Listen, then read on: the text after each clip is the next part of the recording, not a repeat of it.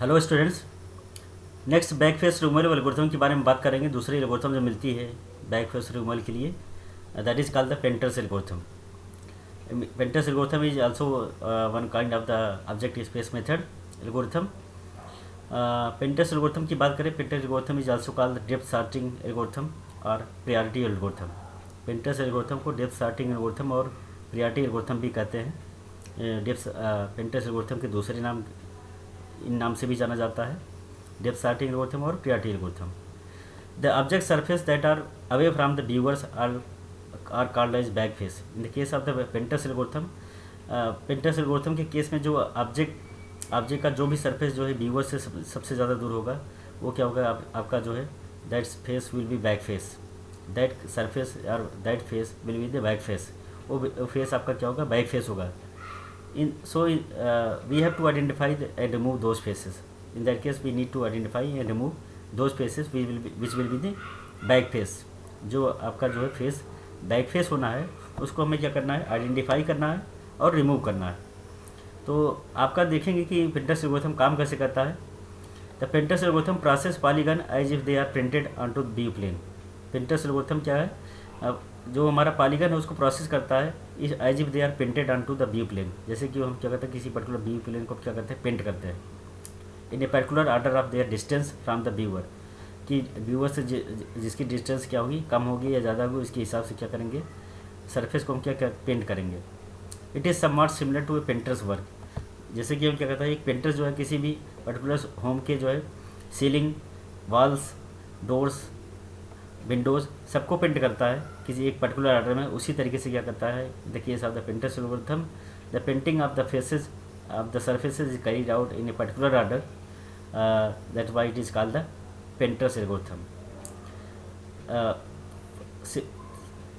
पहला आपका पॉइंट है पेंटर्स एल्गोरिथम की कैसे करता है। Painter algorithm first paint whole canvas by some colour. कि पूरे के पूरे जितनी भी आपका जो ऑब्जेक्ट है उसके हर एक पर्टिकुलर सरफेस को क्या करता है, होल कैनवास को, हर एक सरफेस को क्या करता है, पेंट करता है बाय सम कलर, किसी पर्टिकुलर कलर से पेंट करता है, which will be background colour of the picture, जो कि आपका पिक्चर का क्या होगा, बैकग्राउंड कलर होगा। Then painter paints other object from some other colours. ये क्या करता है कि अलग अलग सर्फेसेस को हम फाइंड आउट कर रहे हैं depending on the distance from the viewer, कि जिस पर्टिकुलर सरफेस का क्या होगा, डिस्टेंस व्यूअर से सबसे ज़्यादा होगा, उस पर्टिकुलर सरफेस को हम क्या करेंगे, सबसे पहले पेंट करेंगे। उसके बाद जो व्यूअर के नज़दीक हो, उसके बाद दूसरा सरफेस को करेंगे, उसी तरीके से तीसरा करेंगे, उसी तरीके से फोर्थ को करेंगे। तो जैसे कि आप फिगर 1 में देख सकते हैं, ये पर्टिकुलर सरफेस क्या है, व्यूअर से सबसे ज़्यादा दूर था, इसलिए इस पर्टिकुलर सरफेस को हमने सबसे पहले पेंट किया। देन उसके बाद जो है सरफेस व्यूअर के नज़दीक में क्या आपका रेक्टेंगल है, इसके which is over the this particular surface. rectangle is over the this particular surface which is figure number 1 and triangle is over the rectangle।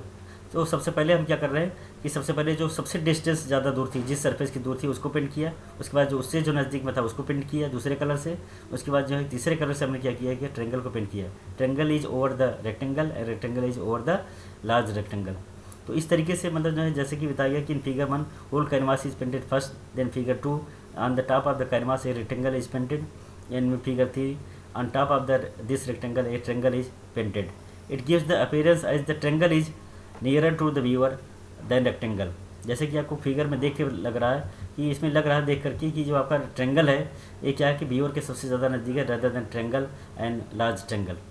So more distance polygon are painted first and nearer distance polygon are painted over more distance polygon।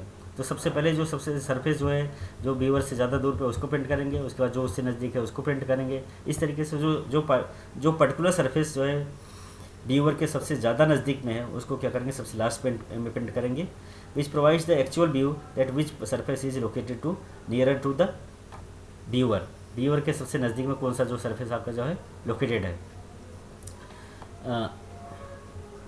So we need to decide the priority of the polygons. हमें क्या करना है, हमें जो सब polygon की priority को decide करना है to determine which polygon is to be painted first. कि कौन सा, अगर मतलब ये तो आपका जो सरफेस की बात हो गई, अगर more than 1 polygon are located, in that case which polygon should be painted first। in that case when two polygon overlap, how to decide which polygon hides to other. जब दो पॉलीगन एक दूसरे को क्या करते हैं, ओवरलैप करते हैं, तो इन दैट केस हमें डिसीजन करना है कि किस पॉलीगन को हम पहले पेंट करेंगे. How to decide which polygon hides the other. कैसे में डिसाइड करना कि एक पॉलीगन दूसरे को हाइड कर रहा है. तो जो हाइड हो रहा है उसको क्या करेंगे, सबसे पहले पेंट करेंगे. जो हाइड कर रहा है उसको क्या करेंगे, बाद में पेंट करेंगे. तो in order to decide this, painter algorithm uses a technique that is called the minimax test और बॉक्सिंग टेस्ट. अगर हम दो एल्गोरिथम को डिसाइड करना है कि दो पर्टिकुलर से आपके जो पॉलीगन है उनमें किसको पहले हमें प्रिंट करना है, किसको बाद में प्रिंट करना है, तो उसके लिए क्या करता है, मिनिमैक्स स्ट्रेटजी, मिनिमैक्स टेक्स्ट या बॉक्सिंग टेस्ट स्ट्रेटजी को फॉलो करता है. तो मिनिमैक्स टेक्स्ट क्या है, this is nothing but is that कि minimax text says that, minimax test says that if you place both polygon in a two different boxes, दोनों polygon को two different boxes में place कर दें. If these boxes are not overlapping, ये boxes एक दूसरे को क्या कर रहे हैं, ओवरलैप नहीं कर रहे हैं, then it means the polygon within the box are not overlapping. इसका मतलब क्या हुआ कि पॉलीगन एक दूसरे को क्या कर रहा है, ओवरलैप नहीं कर रहा है बॉक्स के अंदर. To use this method efficiently, bounding box must be as small as possible but still contain the whole polygon. जो आपका जो है इस मेथड को एफिशिएंटली यूटिलाइज करने के लिए क्या करना पड़ेगा कि जिस पर्टिकुलर बॉक्स के अंदर हम पॉलीगन को क्या कर रहे हैं, रख रहे हैं, तो पॉलीगन उतना ही बड़ा होना चाहिए जिससे कि जो है पॉलीगन उसके अंदर आ सके, और पॉलीगन के साइज से जो है डबल और ट्रिपल जो है विद इन बॉक्स के जो है स्पेस नहीं होना चाहिए. मतलब इतना ही स्पेस होना चाहिए कि जिससे कि आसानी से जो है बॉक्स के अंदर जो है आपका पॉलीगन आ जाए. तो पॉलीगन उतना ही छोटा होना चाहिए जितना जो है आपका जो ऑब्जेक्ट की साइज़ है, जिससे कि साइज जो पर्टिकुलर ऑब्जेक्ट उस बॉक्स के अंदर हम जो है रख सकते हैं. जो हम बॉक्स बनाते हैं उसकी जो बाउंड्री क्या होगी, X max X min, Y max Y min के अंदर होनी चाहिए बॉक्स की जो है लेंथ और विड्थ.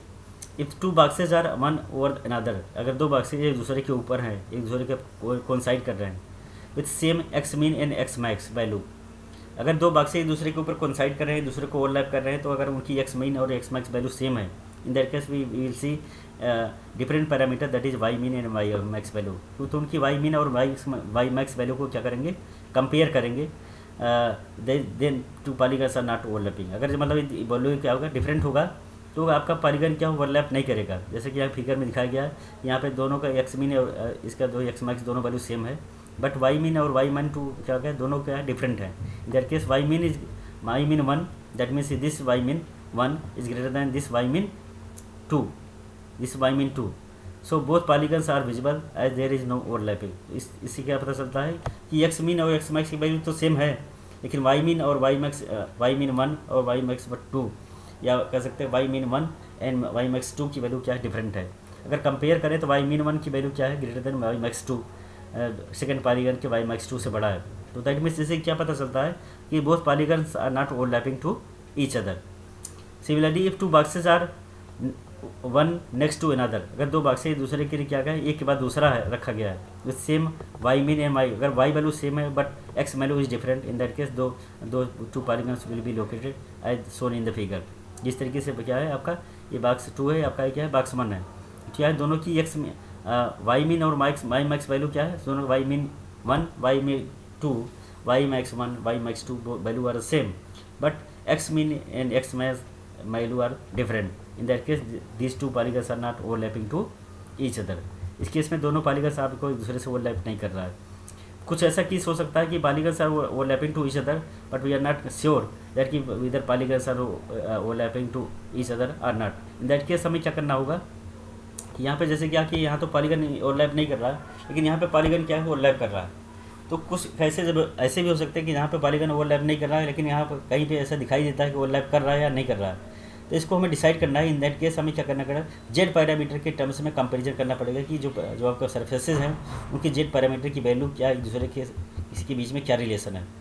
अगर जेड पैरामीटर की value Z min of P1 is greater than Z max P2, then that case but if Z max figure both boxes are overlapping and polygon P1 is in front of P2 because Z mean P1 and Z max P2. But if Z max P1 is less than Z mean P2 then P1 is behind P2. अगर Z max P1 की value Z mean P2 से छोटी है तो उसके case में क्या, P1 is behind to P2, P1 आपका P2 के बिहाइंड होगा. इन दैट केस अगर Z mean P1 is greater than Z max P2, in that case क्या होगा, both boxes are overlapping and polygon P1 is in front of P2. polygon P1 क्या है, P2 के क्या है, फ्रंट में है. तो इस तरीके से हम जो क्या पता कर सकते हैं, जेड पैरामीटर के टर्म से कंपेयर कर सकते हैं और बता सकते हैं कि whether polygons are overlapping to each other और नॉट। यहाँ पे लिखा गया कि it means first display the polygon whose z mean is smallest than the next polygon and so on, and the last we have to display a near polygon whose z mean is the maximum। हमें उस polygon को display करना है जिसका z mean क्या है, maximum है। So this is all about the Penter's algorithm। now next we will see the next algorithm of the hidden line methods। So thank you, we will see in the next lecture, next video lecture।